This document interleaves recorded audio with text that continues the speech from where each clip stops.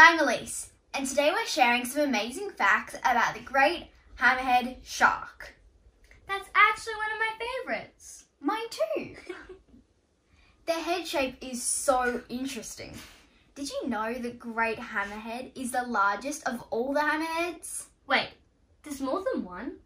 Yeah, there are 9 types of hammerhead sharks. Wow, I did not know that. But I do know that the great hammerhead grows more than 6 meters, which is over 20 feet long.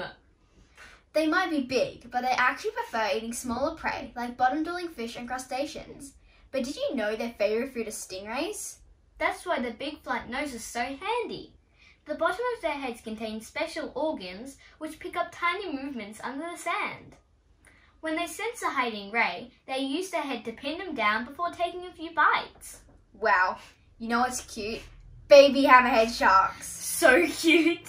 Mother hammerheads give birth to live babies and can have up to 55 shark pups at a time. That's a lot of babies. Did you know sharks migrate to cooler, shallower waters in the summer to have their babies or lay their eggs?